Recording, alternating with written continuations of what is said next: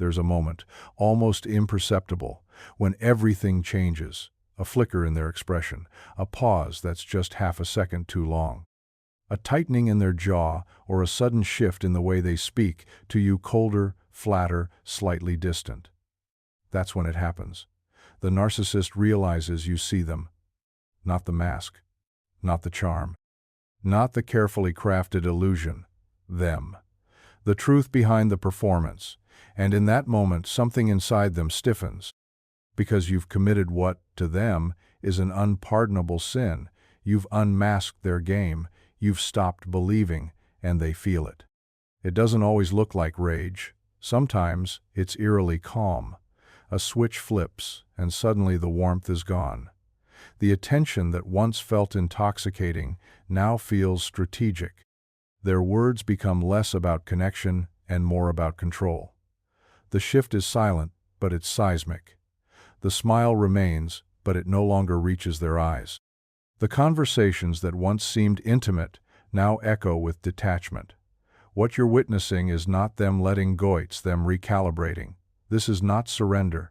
It's a signal, a warning. They're preparing for their final act. Because the narcissist never walks away quietly. When their power slips, when their narrative crumbles, they don't reflect, they retaliate. Sometimes with words, sometimes with silence, always with calculation. What you might see as the beginning of freedom, they see as betrayal. And betrayal demands punishment. That's how their mind works. That's how fragile their ego is. But here's the truth. When you see them clearly, you've already won. The illusion is broken. What comes next is not about you, it's about their desperation to maintain relevance in a story you've chosen to rewrite. So when you notice that shift, that eerie calm, the quiet hostility, the sense that something just snapped behind their eyes, don't ignore it. Don't mistake it for peace. That silence isn't safety. It's strategy. And it means they're about to play their final card. You've awakened something they can't control anymore. And now, they're scrambling to reclaim what was never theirs, to begin with your perception of them. To understand the narcissist's obsession with control, you have to look beneath the surface, beneath the charm, the confidence, even the manipulation, because what drives them isn't strength. It's survival. A narcissist doesn't control to dominate, they control to exist. Carl Jung once said that everything we deny in ourselves we project onto others, and that's exactly what the narcissist does. Their entire persona is built on denying the one thing they fear the most, their own inadequacy. So instead they craft a false self-grandiose, flawless, admired. But that mask needs fuel. It needs validation. And when that validation is threatened, so is their identity. That's why control is their lifeline. Not just emotional control, but perceptual control, how others see them, how they're spoken about, how you react to them. Every compliment, every concession, every emotional reaction feeds the illusion they've built. It reassures them that the false self is still intact. But the moment you challenge it, even silently, it cracks. And that's when they panic. They don't show it through tears or vulnerability. No. They show it by tightening their grip. They shift tactics, from love bombing to guilt tripping, from admiration to devaluation, from warmth to ice, because losing control, to them, feels like dying. You're not just walking away from a relationship, you're walking away from the mirror they used to see themselves, and that terrifies them. Jung also spoke of ego inflation, the illusion that one's self is larger than life. The narcissist lives there, inflated like a balloon that only floats because you keep blowing air into it. Stop blowing, and they deflate, fast. And when they sense that collapse coming, they'll do anything to stop it. Anything. Lies, manipulation, seduction, rage, it's all an attempt to keep the illusion breathing. What we often misread as confidence is actually armor. What looks like power is fear disguised as control, and what they call love is often nothing more than possession dressed in poetry. They don't want connection, they want compliance. And if they can't have your devotion, they'll settle for your confusion, your guilt, your silence. So remember, when they fight to control you, it's not about dominance, It's about avoiding the terrifying reality of who they are without your attention. Control, to the narcissist, is not optional. It's existential. When manipulation no longer works, when you've stopped reacting, stopped explaining, stopped trying to prove yourself, the narcissist doesn't give up.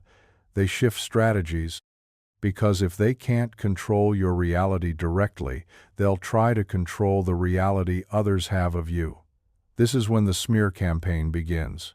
Quiet at first, almost unnoticeable. A carefully placed comment, a concerned sigh in conversation, a subtle, "I just don't know what happened to them." But make no mistake, it's war in disguise. The narcissist can't afford for people to see them for what they are, so they beat you to the punch. They create the story first, and in that story you're not the victim, you're the unstable one, the cruel one, the selfish one who suddenly changed. They paint themselves as the wounded hero who tried everything, gave everything, loved deeply, and got betrayed. And the worst part? They're convincing. Because they don't lie outright, they twist truths. They weaponize your moments of vulnerability, your honest mistakes, even your silence.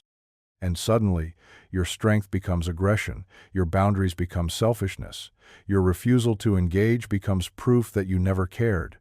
Carl Jung once said, "People will do anything, no matter how absurd, to avoid facing their own soul." And that's exactly what this is. The smear campaign is the narcissist's desperate attempt to escape accountability by rewriting the script before you can speak. They'll charm your friends, they'll reach out to your family. They'll confide in coworkers, neighbors, even strangers online if they must. Because if they can't control you, they'll try to control your reputation. And not out of malice alone, but out of fear. Fear of being seen, fear of being exposed. So when you hear the whispers, when people start pulling away without explanation, when someone looks at you differently, it's not in your head. It's the echo of a narrative being spun behind your back.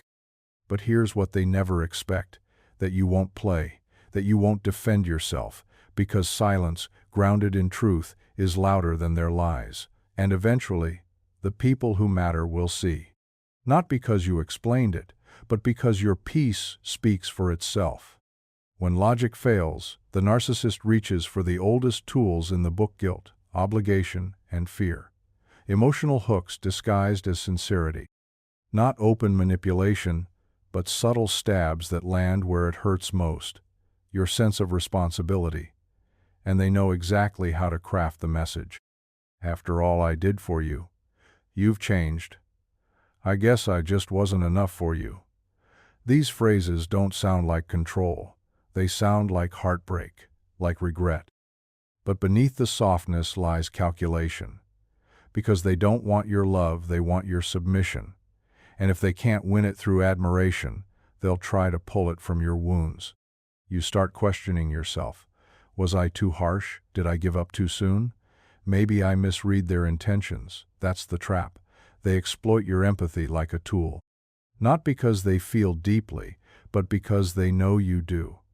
And your kindness becomes the open door they keep slipping through. Carl Jung wrote that guilt is often the price of authenticity, that when you step into your truth, those who benefited from your silence will cry foul. So they trigger your sense of debt. They remind you of your shared history, of the moments when they made you laugh, held your hand, said the right things. Selective memory as a weapon. They'll position themselves as the wronged one. "I was always there for you. I gave you everything." What they don't mention is the price they quietly demanded in return: your identity, your voice, your peace. And then comes fear, the subtle threats. "You'll regret this. You'll end up alone. No one will love you like I did." It's not just a statement, it's a warning designed to make you doubt the very steps you took to reclaim your life. They want to fracture your resolve, to make you question your worth apart from them. But here's what you must remember. You don't owe anyone your peace just because they once called it love. Guilt is not proof of wrongdoing, and fear is not intuition, it's a residue of their control. When those emotional hooks arrive, pause, breathe, and ask yourself this: is this love or leverage? Because real love doesn't demand a sacrifice of self. It respects your no, it honors your growth. And it never, ever asks you to shrink just to stay. Just when you think it's over, when the dust starts to settle and silence feels like safety, the message comes. A casual, "Hey, just thinking about you," a photo from a memory they know still stings sweet. A long apology wrapped in nostalgia. This isn't closure, it's the trap. The final act of control dressed as reconciliation. This is what they call hoovering, like a vacuum sucking you back into their world. Not out of love, out of need, out of fear of losing access to the one thing that ever gave their illusion meaning, your attention. They test your boundaries not with rage now, but with charm, with softness, with familiarity. They might say things like, "Remember that night?" Or, "I've been doing a lot of thinking," and for a moment you hesitate. You remember the good moments, the laughter, the softness, the illusion of safety. That's not by accident. They know what parts of your heart still echo, and they play those notes like a song you haven't heard in years, but still know by heart. Sometimes it's not even affection, it's urgency, a crisis, a health scare, a sudden emergency only you can help fix. And suddenly, it's not about them, it's about being a decent human being, right? They manipulate not just your feelings, but your values. They bait the part of you that still wants to be kind, still wants to believe people can change. But here's the truth. Real change doesn't come with strings. It doesn't arrive dressed in emotional confusion. If they've truly transformed, they wouldn't need to lure you, they'd set you free. Carl Jung said, "You are what you do, not what you say you'll do." And narcissists say all the right things, but they do what they've always done: pull, prod, promise. Hoovering isn't about healing, it's about access. They want back in, not to grow with you, but to reassert control, to reclaim their role in your story before you write them out for good. So when that message comes, that phone call, that unexpected moment of vulnerability, pause. Ask yourself, is this real growth or just a performance built to reopen a door that should have stayed closed? Because what looks like an olive branch is often just a leash in disguise. There's a strange moment in every entanglement with a narcissist when they begin to accuse you of things that feel so off, so backwards, that you question your own sanity.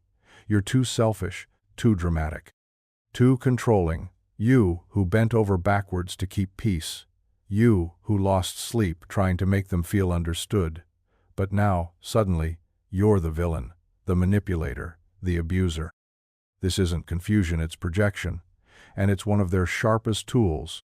Carl Jung described projection as the act of casting the denied parts of ourselves onto others.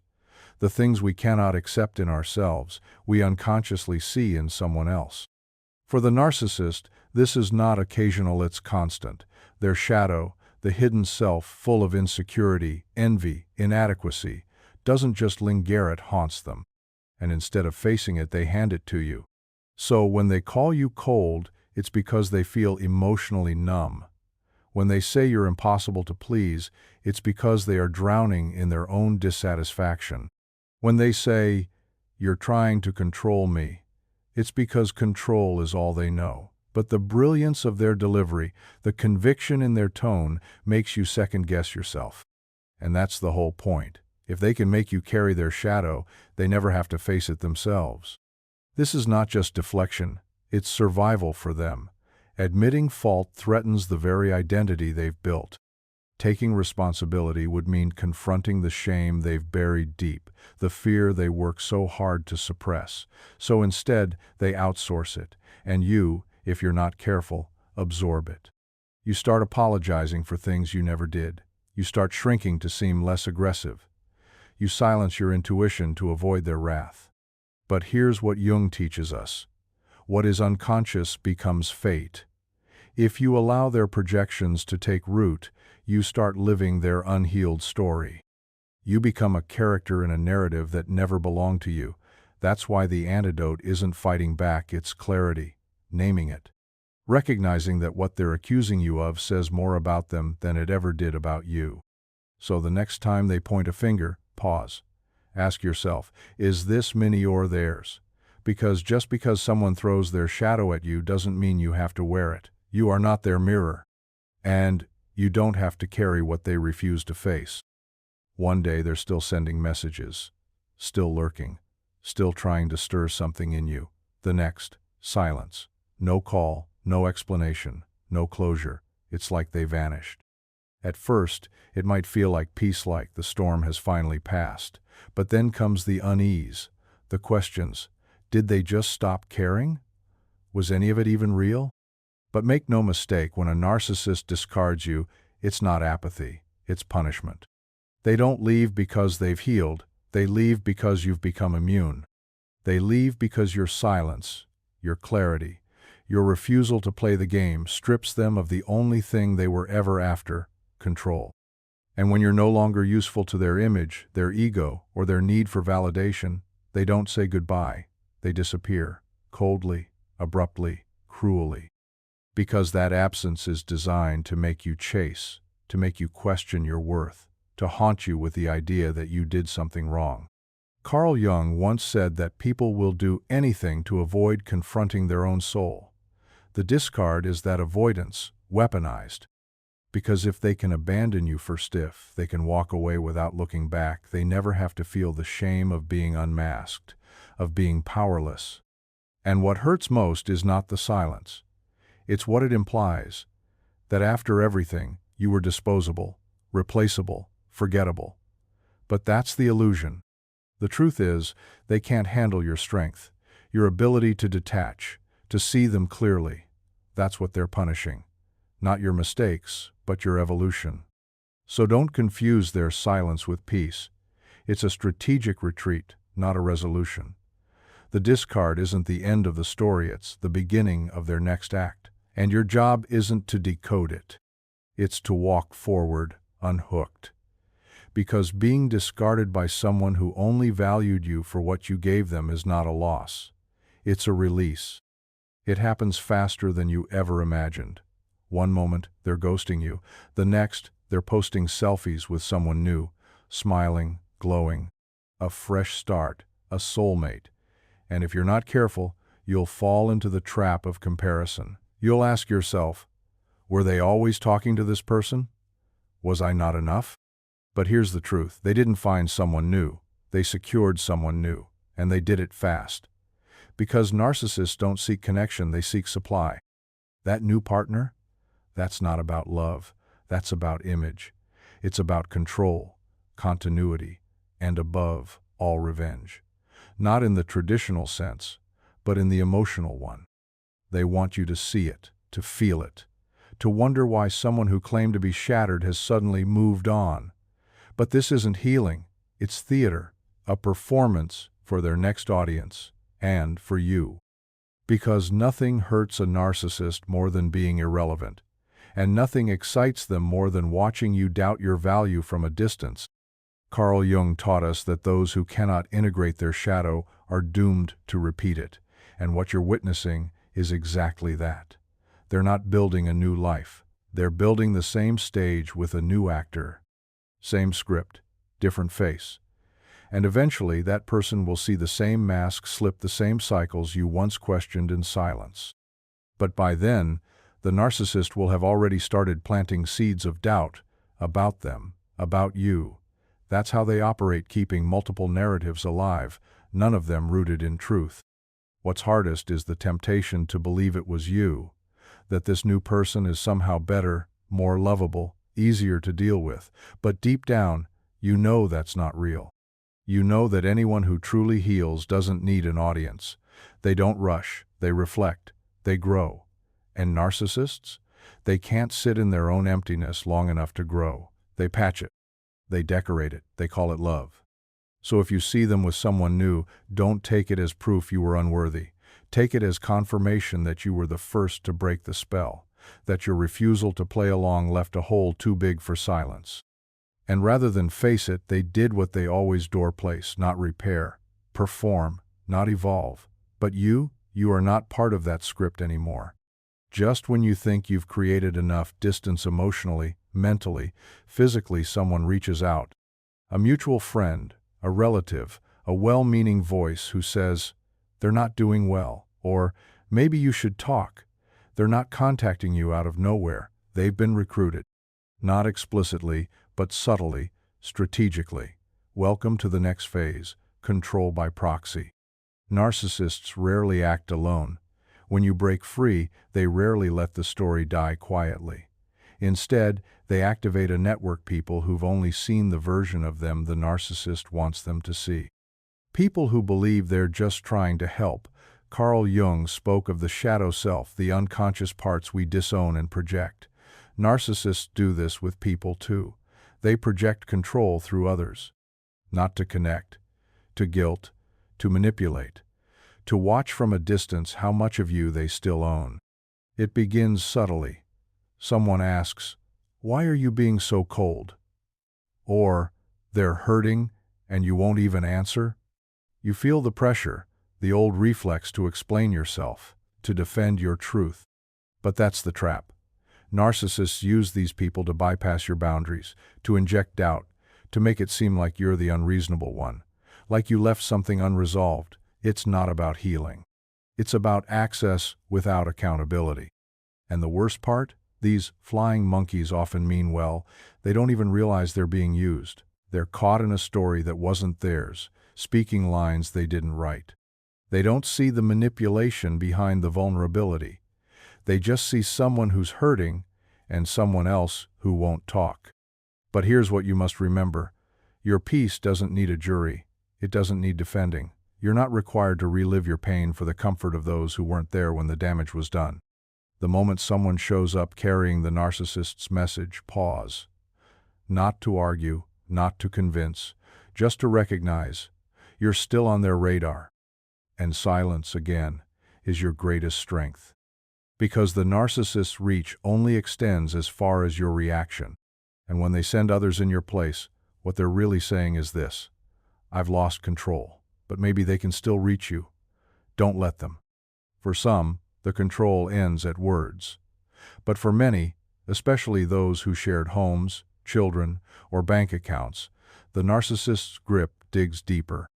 Welcome to the battlefield of real-world consequences, the legal and financial trap.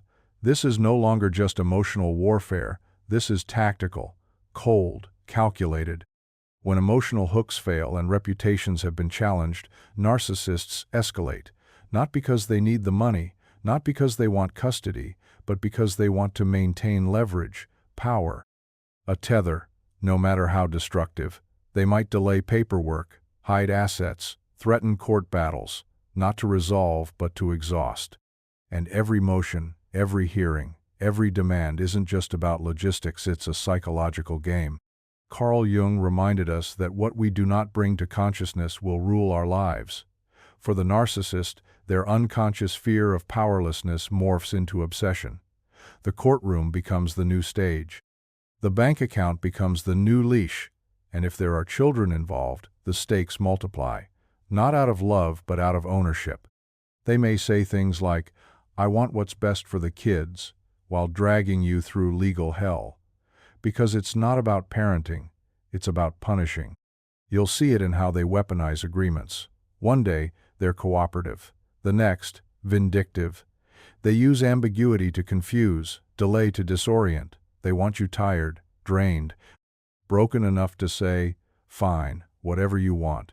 But that surrender is exactly what they're after, not resolution, but submission. It's vital, now more than ever, to stay grounded, to document everything, to protect what you've built, not just emotionally, but legally. Because where love once was, now there may only be strategy. And if you're not prepared, you'll find yourself sacrificing more than just assets. You'll sacrifice your sense of safety. But here's the truth they don't expect. You can be both heartbroken and strategic. You can protect your peace and your property. You can grieve and still say no. Because while they weaponize the tangible, you're holding something far more powerful, the clarity they lost long ago. So when they drag the fight into the courtroom or the bank statement, remember this: it's not about fairness, it's about control. But you've already seen the mask fall. And now, your silence has evolved into something stronger: self-preservation, backed by truth, and that they cannot manipulate. They'll come back when you least expect it. Not with anger this time, but with softness, regret, promises dressed in vulnerability. I've been doing the work. I've changed. You were right. And for a moment, just a moment, you want to believe them. Because everyone deserves a second chance, right? Because maybe, just maybe, they finally saw what you tried so hard to show them. But this isn't transformation, it's bait. A performance crafted to reel you back in, not to reconnect, but to reclaim. Narcissists study your patterns. They know what you long to hear. They use your hope like a key unlocking the part of you that still believes in redemption. And they don't come back empty-handed. They arrive with stories of self-reflection, maybe even therapy, new habits, changed behaviors. But look closely, what's missing is humility. There's no quiet accountability, only grand declarations. No steady actions, just sweeping claims. Carl Jung taught that real growth is born from the integration of the shadow from facing what is most uncomfortable within. But narcissists avoid that confrontation. They don't integrate, they repackage. They mimic healing. And what they really want is not your forgiveness, it's your energy again. Your gaze, your presence. Because they don't miss you. They miss who they were when you believed in them.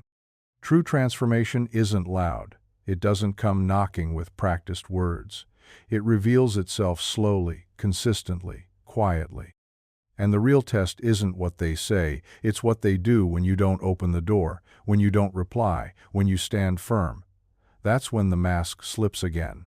So, when they say, "I've changed," listen with your instincts, not your nostalgia. Because real growth doesn't beg to be believed, it just is. And when someone returns not to repair, but to reset the cycle, what they're offering isn't love.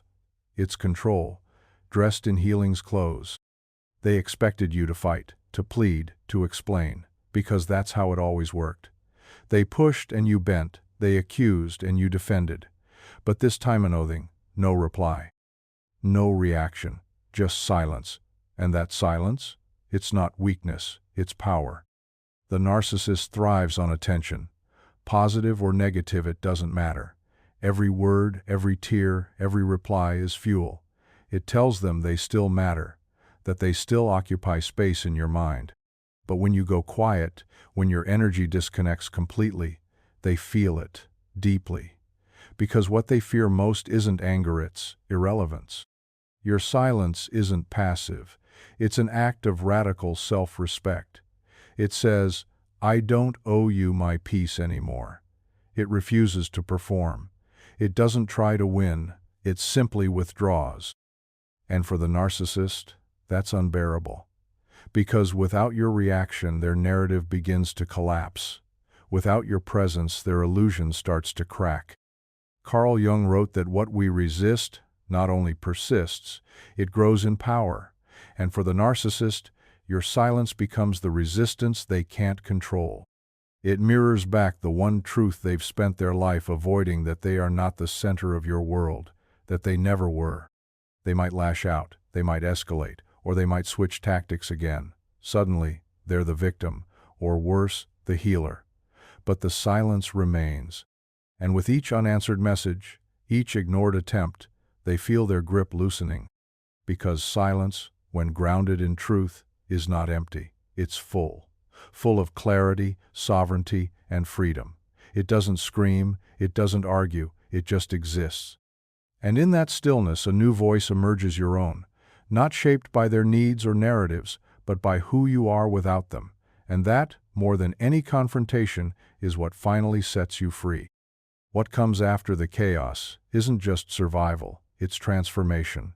It's the quiet, painful, beautiful work of rebuilding not just your life, but yourself. Because breaking free from a narcissist doesn't just end a relationship, it awakens something deeper, a call to remember who you were before the distortion and who you were meant to become. Carl Jung called it individuation, the process of becoming whole, of integrating all parts of yourself, especially the ones that were denied, dismissed, or devalued in the relationship. And after a narcissist, that work becomes sacred. Because they didn't just take your time, They tried to rewrite your identity, to convince you that your needs were too much, that your voice was too loud, that your boundaries were flaws to be corrected. Now, you begin to reclaim, not through force, but through awareness. You start to notice the small things again, what brings you peace, what fuels your soul, what your body feels like when it's not in survival mode. You rediscover your intuition, the voice that was silenced under the weight of their gaslighting, and slowly, you begin to trust yourself again. This journey isn't easy. There are days when the grief hits hard, when the loneliness feels heavier than expected. But that's part of the storm passing. You're not empty, you're clearing space for something real, something true, something yours. Individuation demands that you face the shadow, not just theirs, but your own. The parts of you that tolerated the pain, that stayed silent, that feared being alone, and you meet them with compassion, not shame. Because now you understand. Everything you gave, every time you tried, was not weakness, it was love. Misplaced, yes, but real. And now that same love turns inward, reclaiming, rebuilding, reinventing. Because your story is no longer about survival, it's about integration. You are not what they said you were. You are what you choose to become. And that choice, made consciously and repeatedly, is how you return to yourself more whole, more awake, more you than ever before. Even after it's over, even after you've blocked, moved on, healed, they find a way to linger. Not in your inbox, in your mind.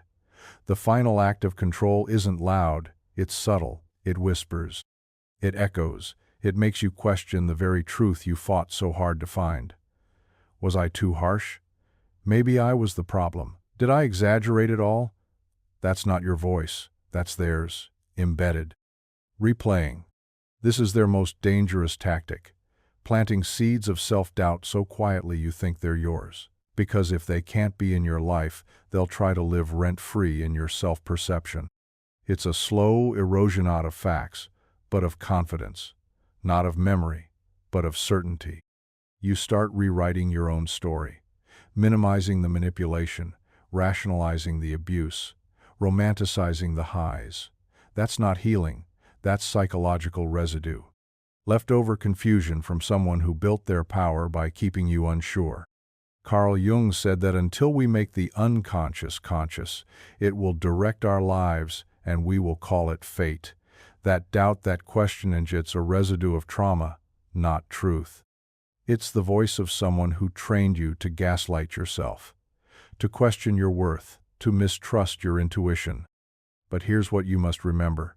Truth doesn't fade with time. Lies do. And what you felt, what you endured, it was real. Just because you're stronger now doesn't mean it wasn't abuse. Just because you're healing doesn't mean you imagined the pain. So when the doubt creeps in, meet it with truth. Remind yourself of the nights you cried for clarity, the days you shrank just to keep the peace, the moments your soul whispered, "This isn't love." That was your truth then, and it still is now. Because their final act of control, making you doubt yourself, only works if you forget who you are. And you, now, are someone who remembers, who sees, who knows. And that knowledge, more than any revenge, is what ends the cycle for good. There's no parade, no final confrontation, no dramatic scene where you win. That's not how real liberation happens. It's quieter than that, softer. At first, it almost feels like nothing at all. Just a morning where you don't check your phone. A night where your heart doesn't race when their name crosses your mind. A single moment when you realize you're free. Not because they apologized, not because justice was served, but because you stopped waiting for closure from the very person who broke you. That's the real victory. Revenge might feel tempting. The idea of proving them wrong, showing them what they lost, making them feel what you felt. But that's not freedom. That's still tethered, still reactive. True liberation isn't loud, it's stillness. It's walking through your life without flinching at your past. It's no longer needing to be believed or validated or heard by them or anyone. because your truth is no longer up for debate. Carl Jung once said, "Who looks outside, dreams. Who looks inside, awakens." And that's what this journey has been. An awakening, not to who they were, but to who you are. You've stopped performing, stopped shrinking, stopped outsourcing your worth to people who never deserved that power. You no longer exist to soothe someone else's chaos. You exist to expand, to breathe, to become. Now, you get to build a life rooted in sovereignty, where peace isn't something you beg for, it's something you protect, where love isn't a transaction but a mutual rising, where your voice, your needs, your energy are not too much but perfectly, powerfully yours. They don't get to narrate your story anymore. That role is yours, fully, completely. And maybe that story won't have the fireworks or vindication the world thinks healing should look like, but it will have truth. And truth, when fully embraced, makes noise without ever raising its voice. So if you're wondering how you'll know when you're finally free, it's simple. One day, you'll sit in your own silence, and it won't feel empty. It will feel sacred. And in that space, where no one else defines you, controls you, or distorts you, you'll hear it, your own soul whispering back, this is peace. This story was intense, but this story on the right-hand side is even more insane.